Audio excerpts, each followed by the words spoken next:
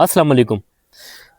دا ګلونه تاسو ته ښکاري دې ته په انګلیش ژبه کې ډینډیلاین وایي. انګلیش ژبه کې دې ته ډینډیلاین وایي، اردو کې دې ته ککرونده وایي، پښتو کې ورته موږ عام طور زیړګلې وایو. او دا خودرو بوټی دی، یعنې دا بوټی چې کوم دی په خپله کېږي، اکثر د پټو په پولو باندې کېږي، د سړکونو لارو په غاړه باندې کېږي، نالو لښتو په غاړه کېږي، په خپله باندې راخېږي. خو د دې ډېر زیاتې فایدې د انسان صحت لپاره. ګوره دی په هربل میډیسن کې دی استعمال کیږي، چې کوم طب یوناني میډیسن دی، چاینیز طریقې علاج دی، پای کې دی استعمال کیږي په دوایانو کې. نو دی ګل هم په دوایانو کې استعمالیږي، دا هم قابل استعمال دی. د دې جړې هم قابل استعمال دي، او د دې دا پاڼې چې کوم دي دا هم قابل استعمال دي. دا پاڼې په طور سلاد استعمالیږي، او ګلونه چې کوم دي دا کاوه کې استعمالیږي، او د دې جړې نه هم کاوه جوړیږي، او د دې سفوف چې کوم دي پاوډر هم استعمالیږي. د دې بوټي د پاڼې کم دي دا به طور سلاد ډېر زیاتې بهترین رزلټ ورکوي. ما خو داسې استعمال کړ، تاسو چې کله سلاد کې خورئ دا به صفا وینځئ، صحیح ده. او ذایقه دی لونې تریخوالی پکې وي. څنګه تریخوالی وي؟ لکه څنګه جمامه نه وي، جمامه تاسو پیژنئ، یا د شړشمو چې کوم ساګ وي، نه کې چې کوم هغه تریخوالی وي هغه شان تریخوالی دی. بل د دې دا ګل چې کوم دی خوشبو خو دې کې وي نه، خو فایدې پکې ډېرې زیاتې دي، او د دې قهوه ډېره مزېداره ده. زه به دا وړم انشاءالله، او تاسو ته د دې قهوه جوړول هم ښیم، نو هغه ویډیو هم تاسو وګورئ انشاءالله، صحیح ده. د ډینډیلاین په دې بوټو کې قدرتي طور ویټامین سی ډېر وافر مقدار کې وي، ویټامین کې پکې ډېر وي، ویټامین ای وي، کیلشیم پکې ډېر وي، آیرن پکې وي، او پوټاشیم پکې هم ډېر مقدار کې وي. نو دا ویټامین ګوره، ویټامین ای د نظر لپاره ډېر فایده مند دی، کیلشیم د سکین لپاره، د پټو طاقت لپاره، ویټامین کې د اډوکو طاقت لپاره، دغسې پوټاشیم چې کوم دی دا هم د پټو طاقت لپاره او د های بی پي مریضانو لپاره ډېر زیات بهترین وي. کیلشیم هم د اډوکو او د پټو صحت لپاره ډېر زیات ضروري دی. نو دا دې بوټي ته سوپر فوډ ویل کېږي، دې کې ویټامین ډېر زیات مقدار کې وي. د دې بوټي چې کومه اولنۍ فایده ده هغه د جګر لپاره ډېر زیات مشهوره ده، یعنې لیور لپاره. یعنې څومره زهریله مادې چې وي په جګر کې، نو د هغې اخراج کوي د دې بوټي استعماله. دغسې هغه خلک چې هغې ته بدهضمي وي، قبض مسلې وي، خېټه سخته وي، خوراک یې هضمېږي نه، زړه ورته خرابېږي، یعنې هاضمې نظام یې صحیح نه وي، نو هغې دپاره هم دا بوټی ډېر زیات فایده مند دی. ډینډیلاین ډیورټک بوټی دی، یعنې دا پیشاب آور دی. نو شوګر مریضانو لپاره بهترین دی، د های بی پي مریضانو لپاره بهترین دی. دغسې د چا خپې پړسېدلي وي، سوجن وي پکې، انفلمیشن وي پکې، یا بدن کې پړسوب وي، نو په هغه حالت کې چې دا استعمالوي نو هغه پړسوب دې سره ختمیږي. شوګر مریضانو لپاره ډېر زیات مشهور بوټی دی دا، چې دا استعمالي ورسره د خپلې دوايانې هم استعمالوي، خو چې د دې استعمال کوي، د دې سفوب استعمالوي یا د دې خاوس کی، نو ډېر حده پورې به شوګر کنټرول وي. بل هغه زلمي هلکان چې نه کوي چې د هغې سکین باندې دانې وي، په مخ یې دانې وي، تیرسري وي، یا د سکین نورې بیماریانې وي، خارښ وي په چا باندې، نو په هغې کې هم دا ډېر زیات بهترین رول ادا کوي. د مخ نه دانې ختموي، یو وینه صفا کوي دا، بل دې کې کیلشیم او ویټامین سی ډېر مقدار کې، نو هغه هم د سکین لپاره ډېر زیات مفید ګڼلی کېږي. د دې بوټي استعمال طریقه دا ده که نه، چې د دې ګل تاسو استعمالولی شئ، د دې قهوه څکلی شئ. دا ګل تاسو تازه حالت کې استعمالولی شئ، یو یا دوه ګلونه قهوه ته وڅکلی شي، او دا چې وچ شي هم دا قابل استعمال وي.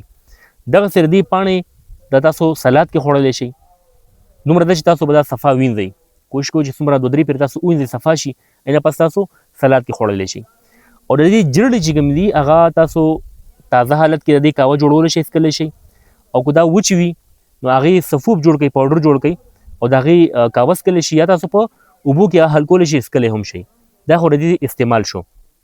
بل د دې یو څو نسخې زه تاسو ته ښیم چې په کم حالت کې، په کومو بیماریانو کې د دې کم طریقې سره د دې نسخې استعمال کړي، نو ویډیو تر اخره ګورئ، انشاءالله تاسو ته به ډېره زیاته فایده ملاویږي. د ډینډیلاین د بوټي استعمال یو خو دا طریقه ده چې تاسو د دې کیپسول هم استعمالولی شئ، د دې پاوډر کیپسول کې بند کړئ، نو داسې هم تاسو استعمالولی شئ. د دې سپلیمنټ هم راځي بازار کې ملاویږي، د دې سپلیمنټ. نو که چېرته تاسو داسې ځای کې پاتې کېږئ چې دا بوټي تاسو سره نه وي هلته کې، بهتر خو دا ده چې دا بوټي تاسو وګورئ، په خپل دا روشو کوئ، د دې ګلونه محفوظ کړئ، د دې پاڼې محفوظ کړئ، او د دې جړې محفوظ کړئ. خو که چېرته دا بوټي ستاسو په علاقه کې نه وي، ستاسو په سیمه کې دا نه کېږي، یا تاسو په ښاریه کې پاتې کېږئ، نو دې سپلیمنټ راځي، د ښه کمپنۍ سپلیمنټ واخلئ کیپسول، او هغه هم تاسو استعمالولی شئ. نو دغه فایدې چې کوم ما ذکر کړې به تاسو ته ملاویږي. د دې قهوه چې کوم ده دا طریقه ده چې د دې ګل یا د جړو قهوه چې تاسو کوئ، هغه به تاسو 2 ګلونه کافي دي، یو یا 2 کپو قهوې لپاره، او یو جړه یا 2 جړې کافي دي. هغه تاسو اوبو کې واچوئ او 10 منټه پورې به هغه وخوټ کوئ. بس دا قهوه ستاسو تیاره ده، بالکل سمپل طریقې سره. دې کې تاسو حسب ضرورت ورسره ګوړ هم خوړی شي، لږه شان چیني پکې اچولی شي، خو چیني پکې مه اچوئ، د هغې په ځای پکې لږ ونې شات اچولی شئ. د شوګر مریضان دې روزانه 1 کپ یا 2 کپه قهوه خامخا د ډینډیلاین څکي، نو ان شاء الله دوايانې به نه پرېږدي، خپل دوايانې به استعمالوي. خو که چېرې تاسو دوايانو باوجود شوګر کنټرول کېږي نه، چې دې قهوه تاسو کوئ ان شاء الله ډېر حده پورې به ستاسو شوګر کنټرول کړي. دغسې چې کوم د ځیګر مریضان دي، د چا لیور خراب دی، SGBT سیوا ده یا نور څه مسلې دي د جګر، نو هغې دي 2 نه 4 کپه پورې روزانه د دې قهوه څکي. او که چېرې تاسو وزن سیوا دی، چربي مو بدن کې ډېره زیات سیوا ده او هغه ختمول غواړئ، نو هغې لپاره بهترین طریقه دا ده چې تاسو د ډنډلاین قهوه سهار کې په ناره باندې 1 کپ څکئ. دغسې د مخ دانو لپاره د دې قهوه هم بهترینه ده. د دې ارک چې کوم دی هغه تاسو بیروني طور لګولی شئ په مخ باندې، چې کوم دی کې تاسو په سکین مسلې وي، دانې وي یا څه نور تیرسري وغیره وي، نو هغې باندې تاسو بیروني هم لګولی شئ او تاسو څکلی هم شئ. دا فایدې به تاسو ته ملاویږي، سکین به مو مکمل صفا سوتره وي انشاءالله. ښه بل د دې دا فایده ده چې ډنډلاین د جوړونو دردونو لپاره ډېر زیات مفید دی. د دې د جړلو صفوف تاسو استعمالولی شئ 1 چمچ روزانه اوبو سره. د دې قهوه هم دغه شان فایده ورکوي. بیروني طور باندې تاسو د ډنډلاین ارک چې کوم دی تیل هغه ملاویږي، هغه به تاسو راواخلئ، ورسره به زیتون تیل راواخلئ، او به دواړه مکس کړئ خپلو کې، او چې په کوم جوړونو باندې دردونه وي، بدن کې په کوم ځای دردونه وي، په جوړونو باندې دردونه وي، په هغې باندې تاسو مالش کوئ. انشاءالله ډېر زر به ته ریلیف ملاویږي. او بل د دې څه مضر اثرات نشته. د دردونو دوایانې چې تاسو خورئ، پین کلر دوایانې تاسو خورئ، نو د هغې سایډ افیکټ ډېر زیات وي، زړه ته هم نقصان کوي، معدې له هم نقصان ورکوي، او BP مو سره های کېدی شي. خو دا چې تاسو بیروني لګوئ نقصان یې نشته، او انشاءالله درد به مو سره کلار وي. د ډنډلاین بوټي په استعمال کې به یو څو احتیاطه کوئ. یو خو چې شوګر ډېر زیات های وي یا ډېر زیات لو وي، اپ ډاون کېږي، سټیبل نه وي، نو هغې دې نه استعمالوئ، ډاکټر په مشوره دې استعمال کړي. دغسې کومې زنانه امیدواره وي، پریګننټ وي، نو حمل دوران کې به دا نه استعمالوئ. د کومو خلکو د بوټو نه الرجي وي، نو هغې هم دې احتیاط کوي د دې په استعمال کې. بل دې کې دا احتیاط پکار دی چې که دا بوټي تاسو خپله راشو کوئ، نو صفا سوتره ماحول وي، د سړک په غاړه یا داسې چې الوده ځای وي، ګنده ځای وي، نو هغه مه استعمالوئ، ځکه چې هغه د فایدې په ځای بیا نقصان خطر وي. خو داسې ځای وي دا څنګه چې زه کوم دی کې ناست یم، لکه دا اوس بالکل مکمل صفا سوتره ده، د لښتي غاړه ده او ماحول هم صفا دی، ګیر چاپېره شنه پټي دي، نو دا یو محفوظ بوټی دی. دغه ماحول والا بوټی تاسو استعمال کوئ، نو فایدې به انشاءالله ملاویږي او سایډ افیکټ هم انشاءالله نه وي. د دې بوټي تاسو ګل هم استعمالولی شئ، د ګل نه قهوه جوړیږي. دغسې د دې جړلو قهوه، د جړلو نه صفوف جوړیږي، هغه هم قابل استعمال وي.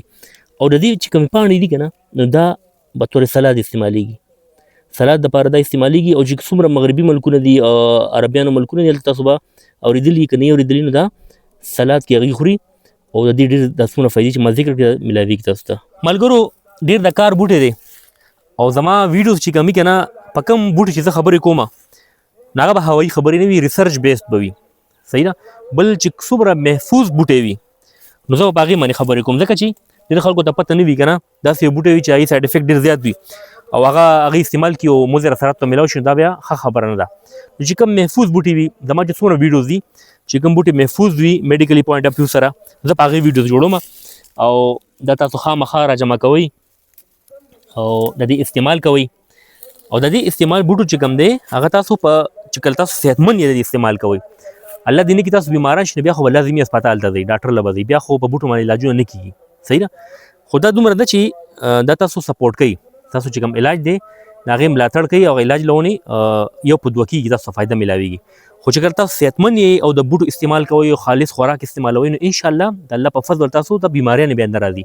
د دې بوټو مقصد دا وي، مثال تاسو د دې قهوه څکئ، نو الله به تاسو باندې بیماریان نه راولي، یا د دې ګلونه یا د دې جړې صفوف جوړ کړئ، تاسو هغه استعمالوئ، یا عام طور د دې سپلیمنټ استعمالوئ. تاسو کله کله د دې سپلیمنټ خامخا استعمالوئ، یو میاشت پورې استعمالوئ، بیا پرېږدئ، بیا څو میاشتې پس یو میاشت استعمالوئ، نو امیونټي به مو سره مضبوطه وي، قوت مدافعت به مو سره ښه وي، نو وړې وړې بیماریانې به ورباندې زر نه راځي انشاءالله.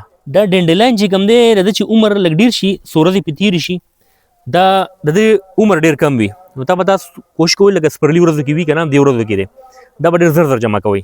یعنې څو ورځې به دې تېرې شي، نو دې ګل بیا ختم شي. که چېرې ستاسو ګل په کار وي، نو دا به زر غونډوئ که نه، دا به را جمع کوئ. خو که نه ګل نه وي په کار، صرف جړې، نو د جړې خو تر اخره پورې، نو ګل نه بیا داسې جوړ شي. ګورئ موږ به چې وړو، موږ به دې سره لوبې هم کولې. امید دی ملګرو ویډیو مو خوښه شوې وي، ویډیو به درله فایده هم درکړي. دا خپلو ملګرو سره هم شیر کړئ چې هغوی ته هم فایده ورسي. زما دعا ده الله پاک د ټولو بیمارانو له شفای کامله نصیب کړي، الله د ټولو مسلې په خپل قدرت حل کړي، امین. زما چینل ډاکټر شبیر پښتو خامخا سبسکرایب کړئ، دا ویډیو خپل ملګرو سره هم شیر کړئ. ډېره مننه، الله حافظ.